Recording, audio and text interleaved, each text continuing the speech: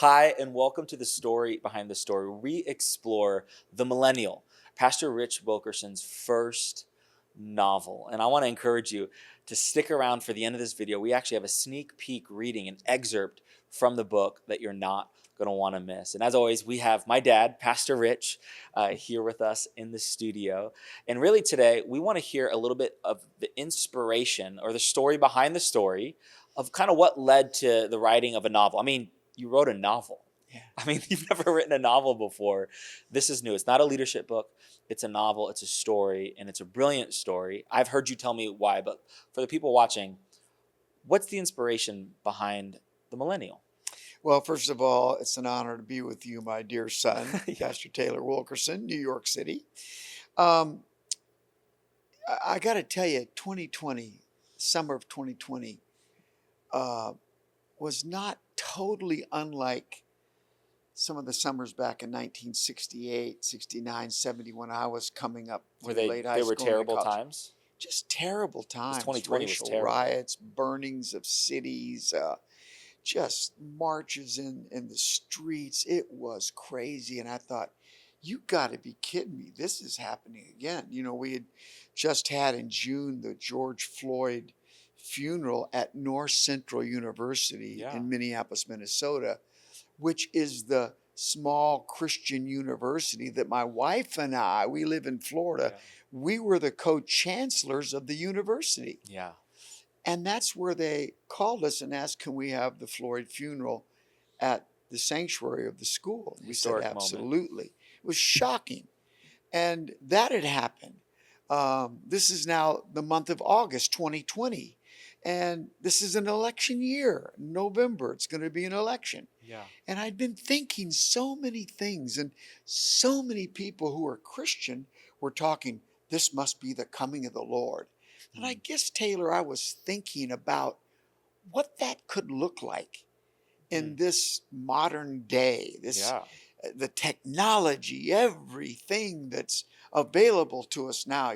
You're talking about the return of Christ, and how would the whole world know about this potential thing? Totally. And then it could happen. That's what this book looks like. That's what we call it, a prophetic novel, because those two words are kind of an oxymoron. They don't really go together, right? But it is a look into the future. So it's kind of a prophetic look, but it is a novel. It's not true. So I don't want anyone saying, well, he said it could be hint. No, Yeah. no, don't go. Please don't go there, okay? It's a story, and it's a massive, huge story that starts at the Spanish-American War and ends at the end. It's a four-generational story of one family. It really is. It's an incredible story. It's a gripping story. And I do think it answers that question that so many Christians have. What would the end times look like? If you've ever had the question, I want to encourage you to go to Amazon, go to Audible, pick up a copy for you, your friends, and your family. It really is. It's a gripping, inspiring story, and you don't want to miss it. But stay tuned. We're going to be right back with an excerpt, a reading from The Millennial.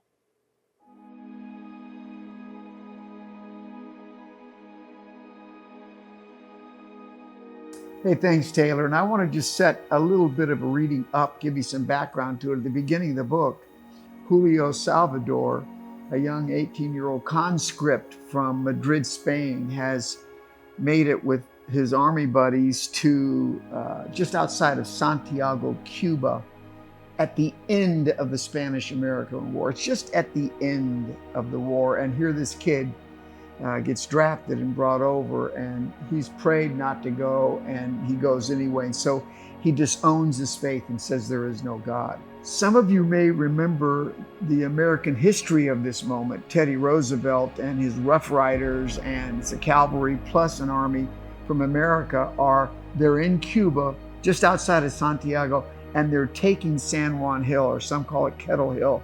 And there are the Spanish guys trying to fight him off. And this is the group that young Julio is part of. He's been best friends with Carlos all through basic training.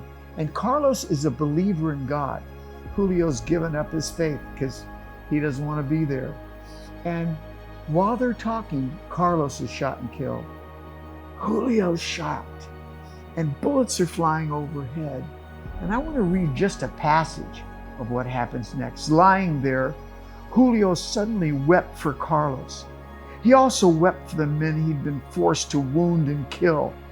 He could see no way out of their position and knew he and his men would soon die. Remembering Carlos, he also remembered the prayers his family had said for him.